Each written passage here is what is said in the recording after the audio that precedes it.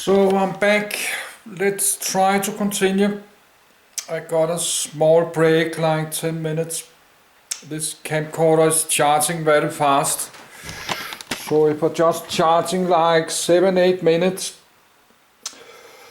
So but let's try to continue. I need many hours. This video can be more than like 20 parts because I need my whole half my day to do this video. I'm trying to explain how the world was in aviation in the 1940s and 50s. We have the World War II. We have this big World War II in 1940 to 45. And then we have this mass production for 1940. 45. They have mass production of many thousand of war aircraft in the United States. All these fighter jets with piston engines, the Mustangs, all the Corsairs and the Spitfires. United Kingdom have a large production of war aircrafts, like the famous Spitfire and Lancaster bombers. And Nazi Germany made many thousand of Nazi Germany aircraft. United States made a lot of aircraft.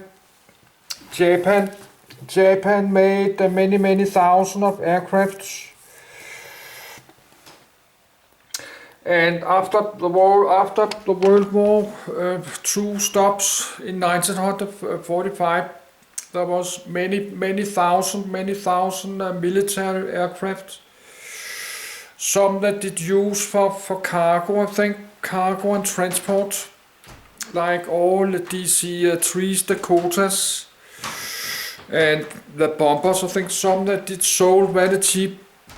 You sold it very cheap for cargo aircraft. And then that cost a lot of money to mass production, many thousands of aircraft. So that after World War II stops, that it stopped this crazy mass production of the war aircraft. They did that in the United States and the United Kingdom. So they have a lot of aircraft, many thousand of, tens of thousands of pistons, propellant engines. But they make a lot of technology in the Second World War in weapon and engines and like pressure cabin and flight aviations. Flight instruments, autopilots and all kind of stuff, and radios. So they made a lot of technology in the Second World War. And short after World War II, in the 50s, we have this Cold War, United States and Russia. No, that called Soviet Union. In the United States and Soviet Union was in kind of Cold War. They spent many thousands of billion dollars to develop atomic bombs and atomic missiles and jet engines and crazy expensive fighter jets and big bombers, jet bombers like the B-52.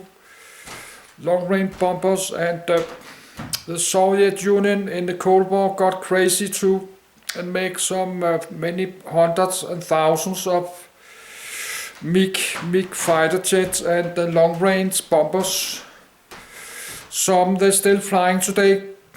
This big long-range bombers from the 1970s, 80s, 90s.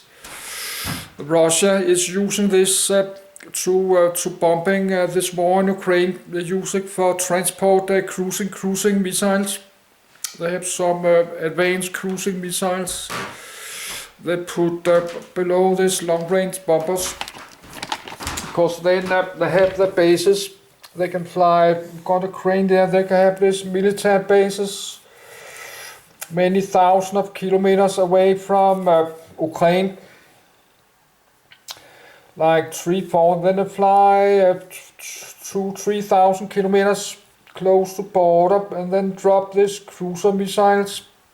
Then they turn around and fly back military bases deep inside Russia, far away from Ukraine. So they use this long-range bombing aircraft. They use it today. So I'd just like to explain how the airports did look in the 1950s. They were full of this, all these Pigeon engines, all these DC-6 and Lockheed Constellations. So I did like to show that before I go to the jet airliners in the early 50s. Because in the early 50s we have all these big 4 engines Pigeon aircraft. I think we need to move. That was one we did open all this. No, we have all this like DC-6 and the Lockheed. There was many different. I'll not find everything here because now I'm trying to do the jet airlines. Before I have to do this, we have this famous Boeing 377 Stratocruisers. But nobody did surviving. They have flying like this with bed on transatlantic flights. But they don't have any colored photos. And they have this big Lockheed Constellations. And they have this very large Pigeon engines for propels, and this super large peacemaker, not pacemaker, but peacemaker, six large engines. But I have to split it in military aircraft and civil, but not do now. Don't have time to do this now. And they have this famous constellations and the super constellations. So they're still flying in the 50s and 60s. In the airport like London Heathrow, everywhere in the world, New York, they have a mix of this big propel and the early jet airliners. And now I did open. And then I have all my wars. World War One. We need to move it. Aviation in the World War One. We need to move it down to here. World War One. World War Two. List of aircraft. World War Two. We need to move it away from here. List of that's World War Two. But let's try to find this aviation in World War II.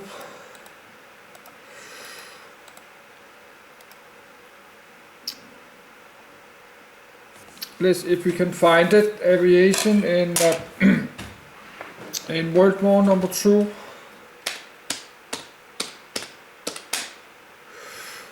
Exactly this. I need this. We need this. I need the links. I need to read it, but not do now. And end of the World War II, we have the early. No, now I did mistake because now I did delete my. I delete my World War One by mistake. We have to find it. We have to find my World War One again. Exactly there, World War One. I needed all the links. They have probably a lot of links to all good aircraft. I need to read that later.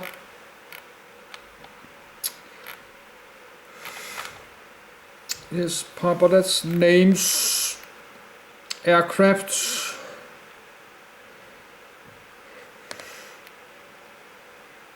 But let's wait. Let's wait to open when I need it. Oh, what do we have? World War One. Do we have a list of airplanes in World War One?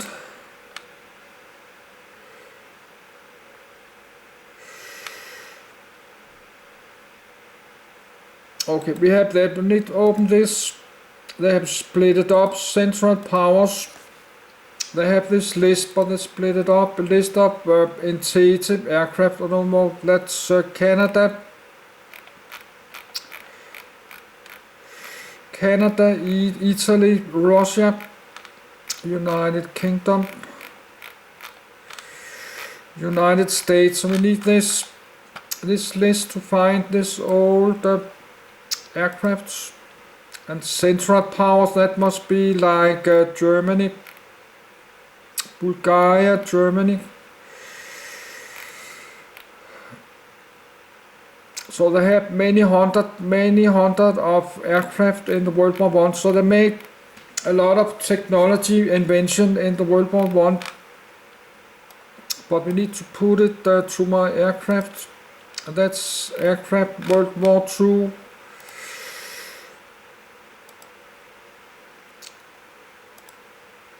And that's list of aircraft engines.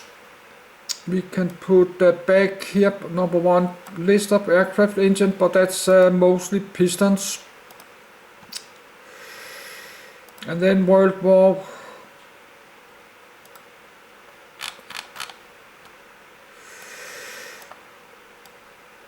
Aviation, World War One, list of World War One.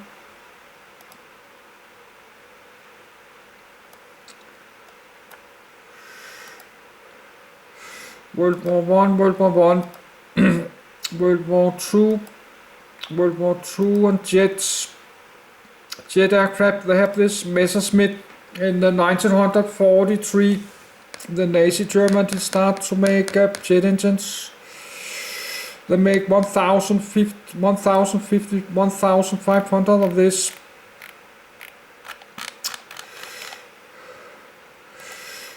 And that's ultralight, that nothing to do with anything, so I move it back. It's just my property I will buy. If I get a pilot license for ultralight, probably that's the one I could buy, because it's built in 3,500, 3,600 copies, so that's easy. That sum is easy to get second hand. You can get it second hand all over the world. Even the design is very old. The design is from 1980, but it can carry a good weight. It can carry like 200 kilos. Empty weight 209. Max takeoff 435. I have a pocket calculator. And minus 209, so I can carry like 220 kilo or 225. So actually you could have like 80 liters of fuel, 80 kilos of fuel. So actually you can actually fly a very long range, this one, if you make extra fuel tank. You can have like 80 liters, 70-80 liters of fuel if you have a bigger fuel tank.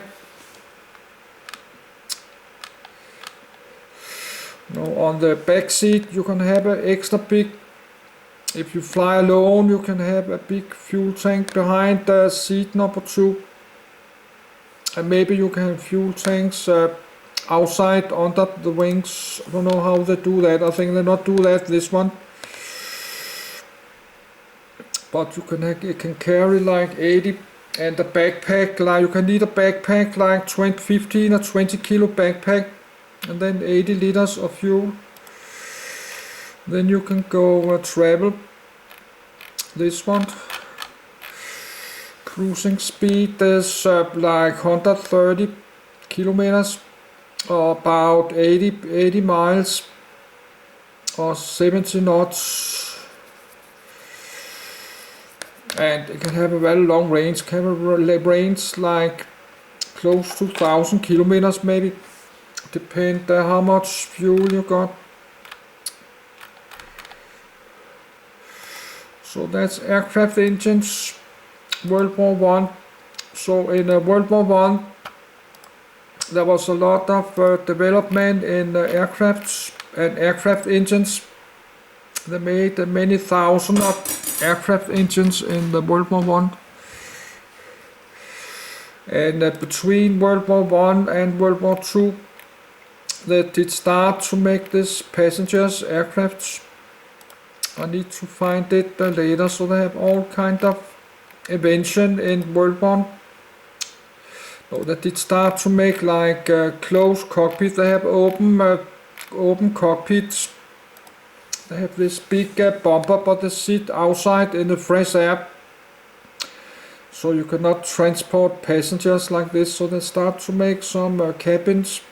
The passengers sits inside a cabin on the seats in the 1920s. So I need to find the early pistons passengers aircraft, but they will not do now.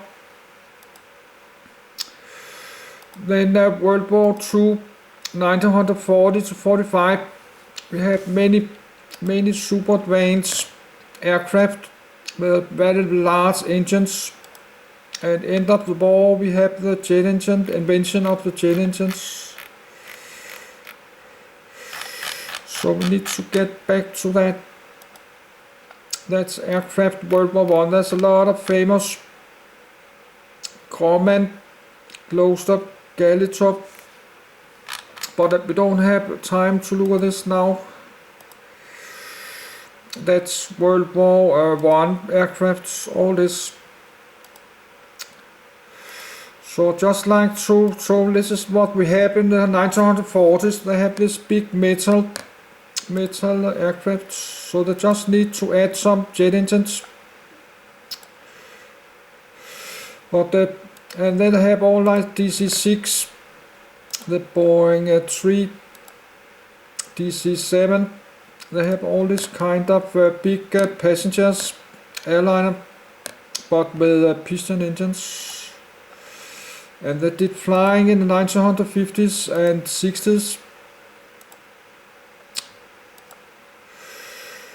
And this big aircraft like this, and the Lockheed Constellations, and this famous Stratocruiser.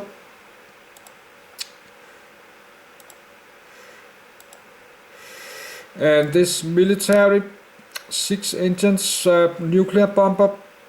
They have this technology to make this kind of aircraft, and this big constellations and the super constellations. Look how big it is. So they were still flying in 1950 and 60s. So now we have to look the jet engines. But now we are jumping to and we have aircraft like this. Now we are jumping to the jet airliners. That's World War One, World War Two, and the Korea War. Maybe we have one called aviation in Korea War. Let's try and find it. We maybe have aviation in Vietnam War. Maybe we have that. Let's try find it.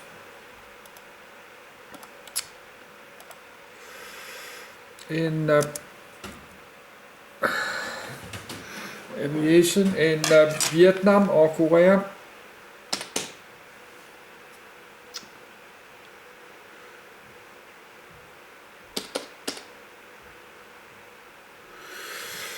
Aviation in no, we don't have that.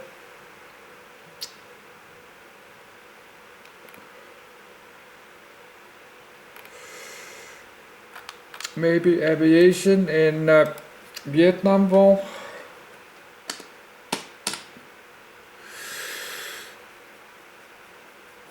With aircraft in no, we don't have that. But we have to look at that. And oh wait, we have to look.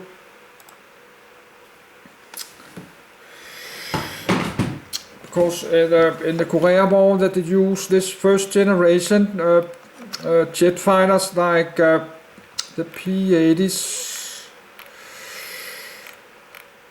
They have the first generation of jet fighters fighting in the Caravelle. So, but we don't know if they have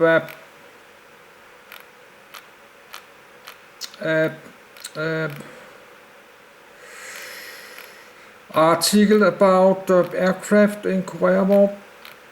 I'm looking for this, but we don't have time because then I need some time to sit, look myself. Military, war crimes, Caravelle, naval. Oh, we have this aircraft on the Caravelle we have here, but we have to look at this later. We have this aircraft in the Caravelle. They have this early versions. The first generation fighter jets like this Lockheed P-80 or F Shooting Star. I have it open. All this first generation fighter jets with jet engines. That's in the 1950s. That's before the first jet airliner. The jet airliner was 52. The Comet and the Caravelle was 59. So this is before the Caravelle. And they still use like the Mustangs, the propel like they did use in the World War II. They still use it in Caravelle. But they did start to use the early first generation fighter jets like this Sabre, Super Sabre and all this. And that's Vietnam War. I'm looking, and then the Vietnam War was 55, and this Caravelle got out in 59, and 58 we got the Boeing 707. The DC-8 was 58. So the Vietnam War was going on in the early time of the jet airliners. We had this Vietnam War, and they did use all this maybe second generation, the first and second generations fighter jets in Vietnam. Because the Vietnam War was many years. That was like more than 10 years. Wow, that was a long war. That was 20 years. 20 years war. So there was a lot of this air fighter jet in the 1950s. That was very different from the 1970s. They have some completely different kind of aircraft in the early 70s than like 58. So we need to find what they did use aircraft in Vietnam. They did use helicopters. I have not read it yet. So, but I need a list of the aircraft I needed. So, but we have two war crimes. Movement, black weapons in Vietnam War.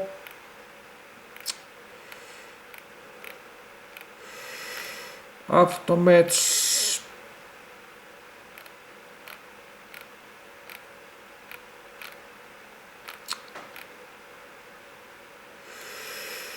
List of needs weapons in Vietnam War.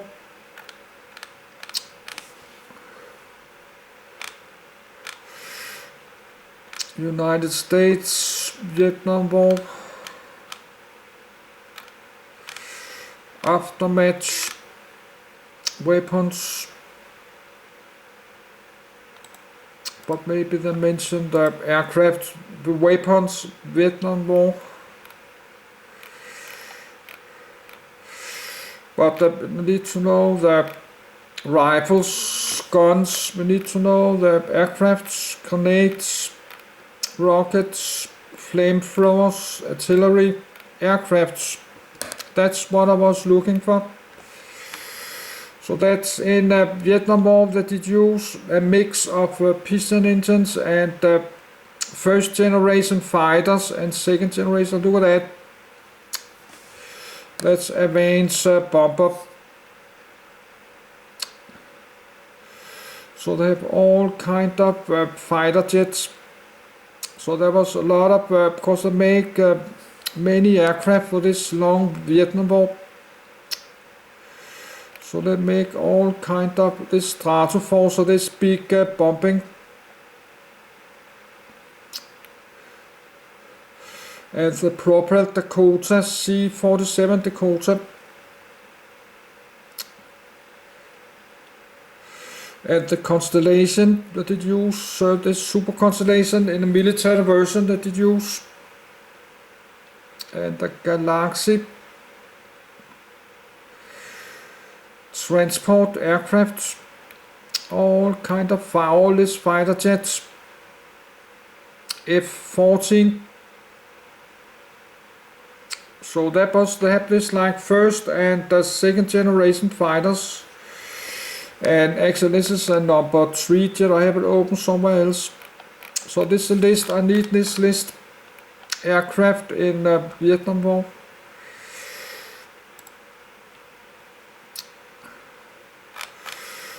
So we need to move it.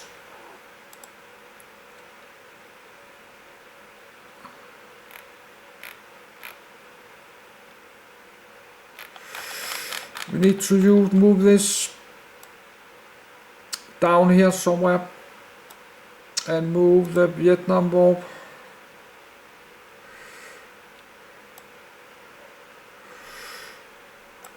So let's look, that's my ultralight, my list of aircraft engines, aviation, World War One, World War One, World War Two. Need to move it.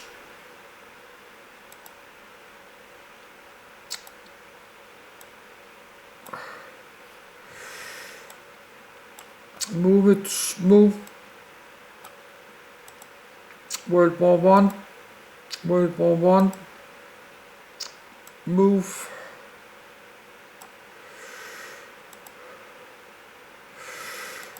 World War Two, list aircraft, World War One or World War Two, World War aviation, World War Two, list of aircraft, World War Two, then Caravelle.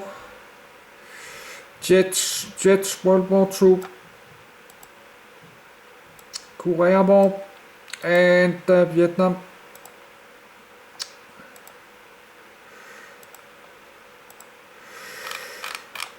That's Caravelle and Vietnam.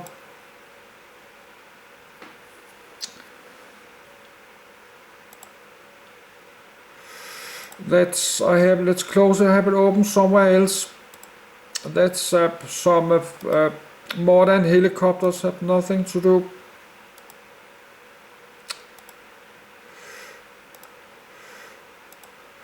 So let's get back to my aircraft. So that's aircraft, early aircraft, but we need to get what I have open here. I have the military fighter jets. So in before the jet airliners, we have the first generations fighter jets. I have it open here. So that's the world's first jet engines, was in before World War II. That's the world's first jet aircraft. Nazi Germany, Heinkel HE-178. And I have the jet engine somewhere else.